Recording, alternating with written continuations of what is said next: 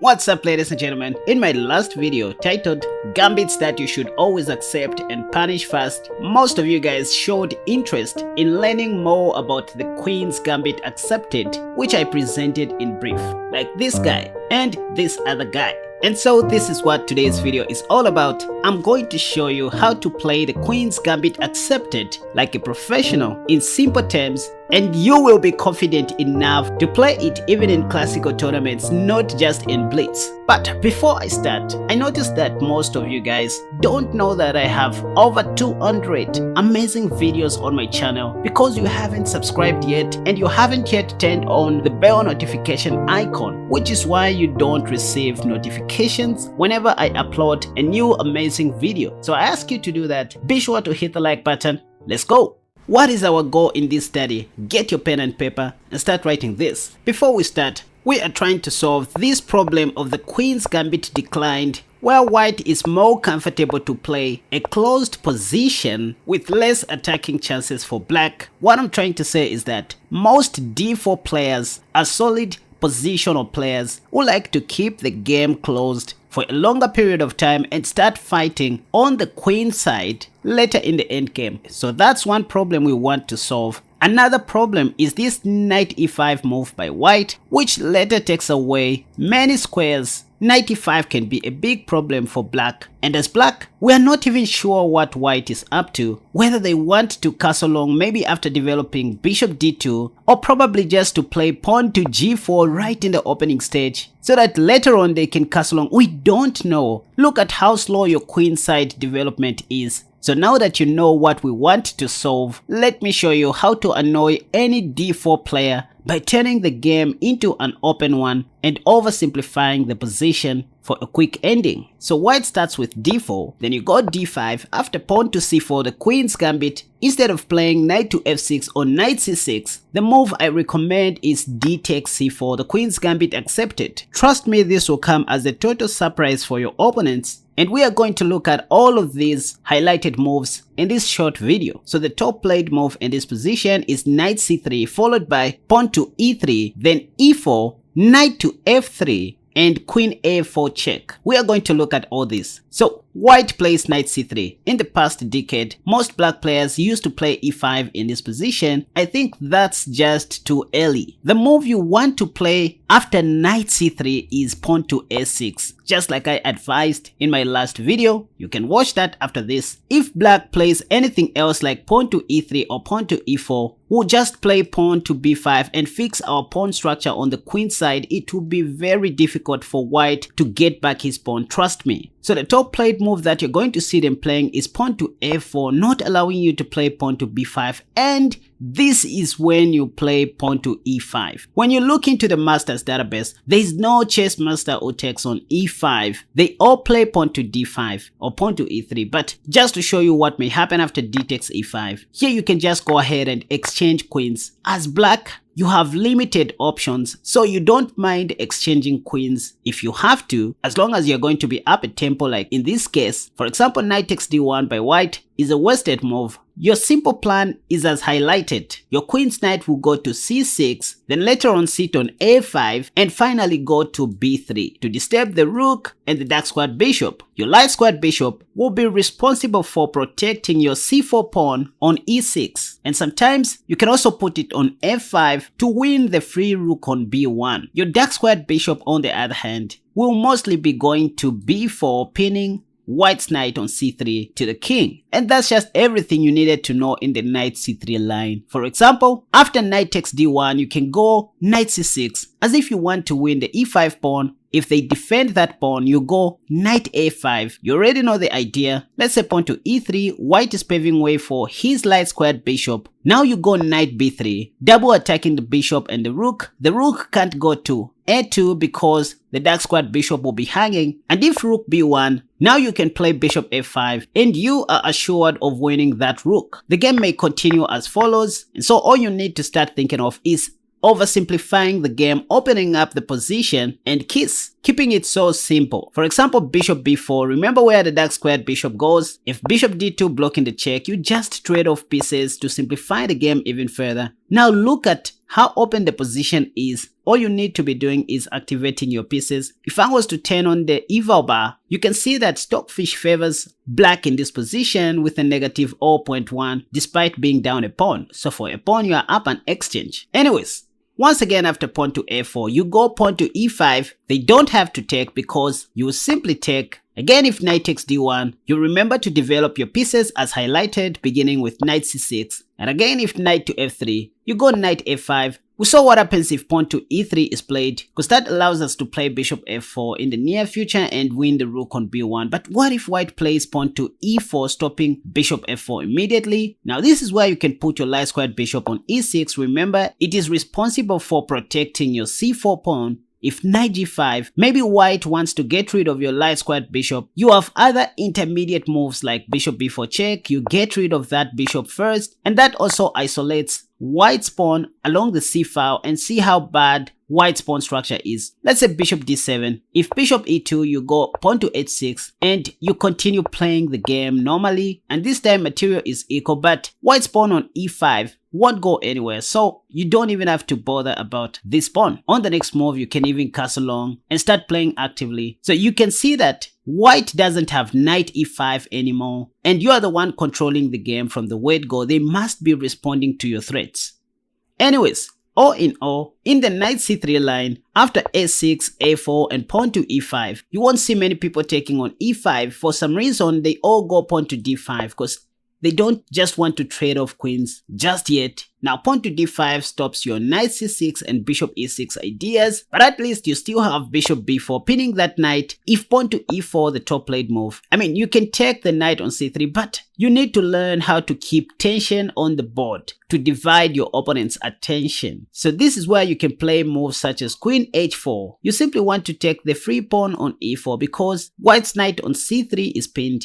If they play queen c2, you go knight f6, putting more pressure on this pawn. If they play bishop d2 and pinning their knight, this is when you can simply trade and simplify the game. Now be careful, white is attacking your important e5 pawn, so you need to defend it with knight bd7. If bishop takes c4, now this is when you can take the pawn on e4. Let's say knight f3, you have queen f4, and on the next move you castle short just like your opponent. What have you done in this position? You managed to open up the position and stopped white from occupying the e5 square, which is what they like doing in the normal Queen's Gambit. And where are those other moves like pawn to g4, pawn to e4? I mean, this will be a different environment for any Queen's Gambit player.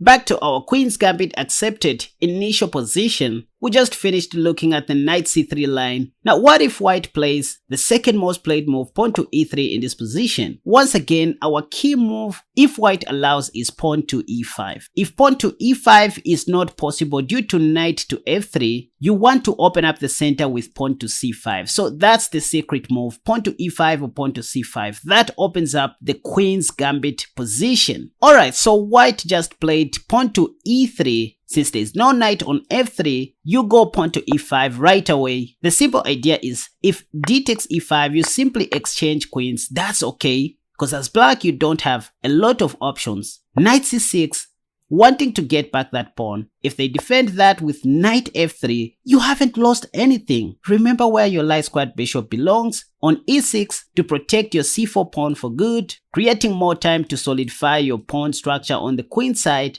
Or if you want to oversimplify things, you can go bishop g4, pinning that knight, because on the next move you're going to win back your pawn and castle long. In this position, Stockfish still favors black.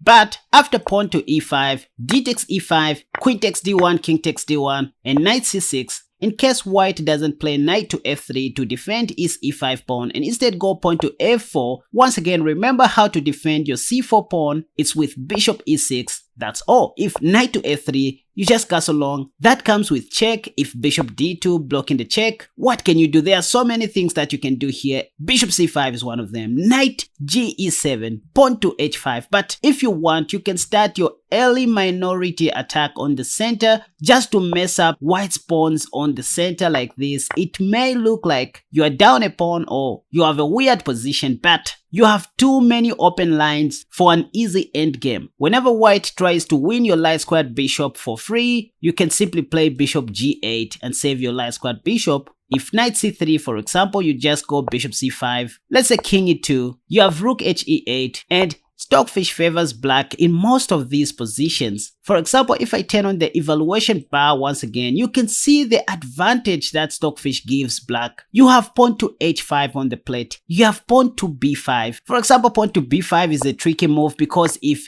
knight takes, you have this idea of planting your knight one day on g3, making white to undevelop his pieces. The whole idea of the Queen's Gambit accepted, you guys, is piece activity, not your pawns. Chess will be playing itself if you are putting your pieces on the most active squares. Anyways, once again, after pawn to e5 on move 3, it's not always that white will be taking your pawn on e5. The top played move is bishop takes c4, after which I just recommend that you simplify the game. If they take with their queen, you just oversimplify the game and forget about it. If they take with their pawn, you just go knight to f6. I mean, see how simplified the game is at the end of the day. You have bishop f5 in the near future or bishop g4, and most importantly pawn to c5 just to open up the center completely, and that will shut down knight e5 forever. At the end of the day, it is white who is going to be struggling with his isolated pawn along the d file. Now let me show you my other secret recommendation. After white plays pawn to e3 back on move 3, yeah, we've been looking at the move pawn to e5, but in this particular line, do you know that you can also confuse your opponents by playing bishop e6? This is a great way to surprise your opponents, which is also playable in classical chess, by the way. Now here is the secret. Whether white plays knight to f3 or even knight c3, our response will always be pawn to c6. Done. Our light squared bishop on e6 will consistently defend our extra pawn on c4. This will be so annoying for white. They'll spend the rest of their time trying to win back that pawn, which is not good for white. Let's say white plays the top played move in the Masters database, knight to f3, wanting to get rid of our light squared bishop. Remember, knight to f3 or knight c3 equals to pawn to c6. And there's this little trap for you guys. If white plays knight g5, you have queen a5 check, which wins a free piece right on move 5. Surprisingly enough, there are some over-the-board games that I found in the Masters database where masters lost in the same manner. You can see with your own eyeballs. So this is a great way to catch your opponent stealing. Anyways, after playing this weird move, bishop e6 defending your c4 pawn, if white plays knight c3 instead of knight to f3, again you go pawn to c6. The idea is very simple, to play pawn to b5 and solidify your queenside pawn chain. If this time they play knight to f3, wanting to get rid of your light squared bishop, well, you can simply go pawn to b5, defending your c4 pawn, so that if knight g5, you can simply go bishop d7. And in most of these structures, if pawn to a4 is played by white, you always remember to go pawn to b4. If they go knight e4, you want to harass that knight one more time. You'll be more than happy if they take, so that you open up your e-file. If knight c5 is played, you have bishop d5, still holding on to your extra pawn. If bishop d2, you have pawn to a5. Look at this. If rook c1, you have pawn to e6. Let them take your c4 pawn anyways, since at the end of the day, you have already fixed your pawn structure, and this should only be good for black. For example, a massive trade can happen even in this position. You have a more active position, attacking everything, and if rook c1, you go knight d7. On the next move, you castle short, just like white, and if rook c6, for example, you go for a massive simplification. You want to trade off all the big pieces so that you can only remain with a better pawn structure for the end game. So you can see how good this looks. For example, here there's this little trick, knight b6. Next, you want to play queen d7 or just trade off everything. For example, rook c1, you go knight c4. forcing white to trade rooks. And if this, look at this massive simplification, guys. Who's winning this endgame? Let me know what you think in the comment section down below. I need to learn of your existence, and seeing your comments encourages me a lot because that's the only way I can know if you're following my lessons. Anyways, before I move on to the next line, still in the e3 variation, where you surprise your opponent with this weird looking move, bishop e6, there's one line that I need to show you where white plays an early pawn to a4, stopping your b5 pawn move. Let's say after knight c3, remember you always want to play c6 after any knight move on move 4, and now instead of playing knight to f3 on move 5, white plays pawn to a4 to stop your pawn to b5 move. If you look at this position carefully, your powerful bishop on e6 is both good and bad because it defends your extra pawn on c4, and at the same time it blocks your e7 pawn from moving. So the way you activate your position, if this happens, is by going pawn to f5. f5 prepares for bishop d5 in the near future, and just imagine your bishop is sitting here and controlling the e4 square together with your f5 pawn. This would be a very brilliant idea, and it will be supported with your knight to f6 move. If e4 is played right away, just know this is a mistake. You just take. If knight takes, you go bishop d5 anyways. There's no any pawn that is going to move your light squared bishop from this square. You are safe. If queen h5 check, you can simply play bishop f7. And now there's a problem on d4. White needs to go back. Otherwise, queen f3 will lose this pawn, and knight e2 won't do a thing because of queen e5. I mean, at the end of the day, you're going to emerge with a better position. This is just impossible for white to defend. Anyways, so far we have looked at the knight c3 line and the pawn to e3 line. But what if white plays pawn to e4 immediately instead of pawn to e3? Well, this has the same idea of paving way for their light squared bishop, but all the same you can go pawn to e5, trying to open up the position. This is always what you want. If they play pawn to d5, well and good, because now you are playing the king's pawn game, which you wanted all this time, and all of a sudden the game is open. So you can go knight to f6. Let's say if bishop g5 for some reason, you go bishop c5. Let's say bishop takes. Well, there's a simple trick here. You can go bishop takes f2, and on the next move win white's bishop on g5. So that's just a little trick. Once again, after bishop c5, if they don't take your pawn right away, and let's say they go knight c3 to stop your bishop takes f2 check sacrifice, well, you can simply go pawn to b5, holding on to your pawn. So they may play something like a4, and then you can just continue pushing your pawns. Remember, a4, if your pawn is on b5, must be met with pawn to b4. If knight a2, you go bishop takes f2 once again to win the dark squared bishop. I mean, pawn to e4 is the easiest line in the Queen's Gambit accepted. So after white plays pawn to e4 on move 3, always consider to go pawn to e5. This time they may not go pawn to d5. What if they play knight to f3, the top played move in the Masters database? Yeah, you can do whatever, but the key is just to simplify the game. Remember, you just want to open up the position. If knight takes d4, you go pawn to c5 right away. And on the next move, you're going to simplify the game. Queen takes d1 looks okay, but if you look at the position without depending on memorization, you'll see that pawn to a6 is positionally great because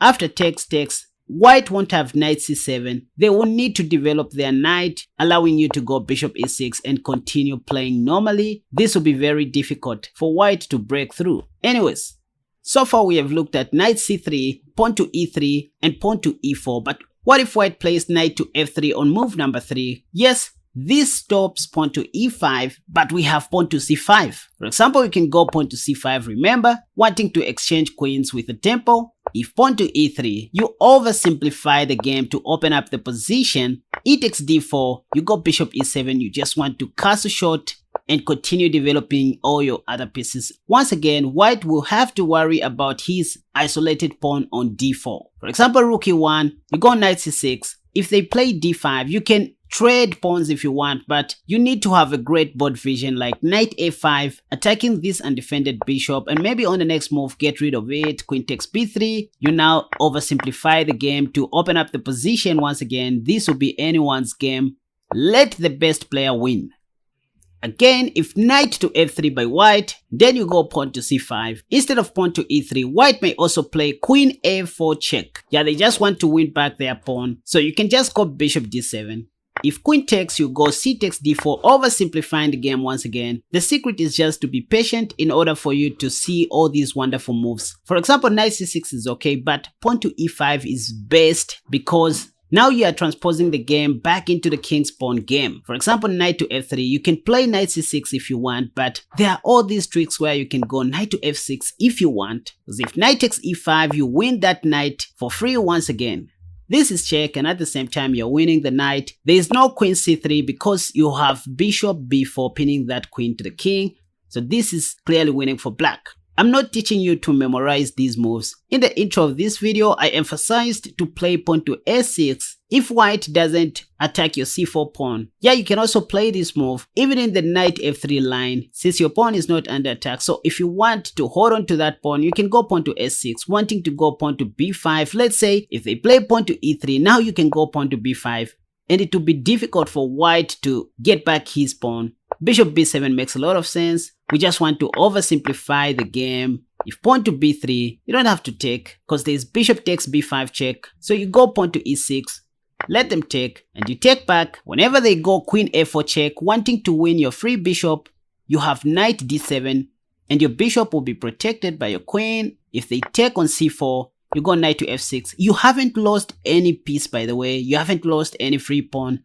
Material is equal. This is just anyone's game. Let's say castle shot. You go bishop e7, queen a4 check, knight d7, you protect your bishop, knight e5, you castle shot. By the way, these things do happen. You can see I'm using the Masters database. Wesley So played this in 2015 against Moisenko, and other super GMs have also played this. So these are lines that will happen even in your games. Anyways, so the last line that I need to show you guys is what to do if white plays an immediate queen a4 check. Remember, this is our queen's gambit accepted initial position. We just took on c4 and now white plays queen a4 check. How do we deal with this? Listen, this is an amateur move, although it is also played by masters. Your simple two-step plan is to play knight d7 first. So you block the check with your queen's knight, even though you can also block with the bishop if you want, or even the pawn. But why knight d7 is good? Because you are preparing for pawn to e5. Remember, you want to open up the position as early as you can. So blocking the check with knight d7 is justifiable because after queen takes c4, you have an immediate pawn to e5, opening up the position. Let's say if d takes e5, you can take back and at the same time attacking the queen. If queen e4, white thinking is pinning your knight. Well, this is a mistake because you have bishop d6 protecting that knight. If they go pawn to f4, the top played move, they won't win anything. You have knight f6, let's say queen e3. You have knight d5, let's say queen back to e4. You have pawn to f5. By the way, white can't take because of bishop b4 discovery on the queen, and maybe white should play queen a4 check, but you have knight c6, removing your knight from danger. And on the next move, you are ready to develop your light squad bishop, or maybe play queen e7 first. You will develop your pieces as highlighted. So that's just a quick way of dealing with queen a4 check on move number 3. Anyways, you may also see this early queen a4 check in the e3 line. You know, after you play bishop e6, our weird looking bishop move. This is something to remember, folks. You can write this down. White may play queen a4 check, after which you can just go pawn to c6. If they play the top played move bishop takes c4, which even higher rated players do, just know you are winning instantly due to pawn to b5, double attacking the bishop and the queen. And on the next move, you're assured of winning a free piece. So white just lost a free piece for nothing. For example, after queen takes b5 check, you can block with your bishop. And once again, look at this. The top played move is queen b7. They want to win your free rook. I don't know what is wrong with some people, but you have bishop c6, and on the next move, you are assured of winning the g2 pawn for free and also the rook on h1 for free. Allow me to appreciate and thank the following patrons who sponsor my channel and some of the extra works that I do on Patreon: Vivek, Mike, Alan, Bassam, Adrian, David, Dwayne, Sean, Eric, and the rest of the guys that you are seeing on the screen right now. You can see the list goes on and on. These are the guys who keep this channel running and active. Out of their love, they support our KaspaChess group financially, and in return, I give them extra materials that I don't post on YouTube. To thank all of these guys in style, thank you for supporting my channel once again. And yep, one of my supportive members is Samson Simpson. Thank you guys. If you want to become part of the KaspaChess community, you can simply follow me on Patreon and become a member. Ladies and gentlemen, this should be all the important stuff that you needed to know in the Queen's Gambit Accepted. Let me know what you think about the Queen's Gambit Accepted in the comment section down below. I'll be there to answer all your questions and concerns. Thank you so much. Until next time, bye bye.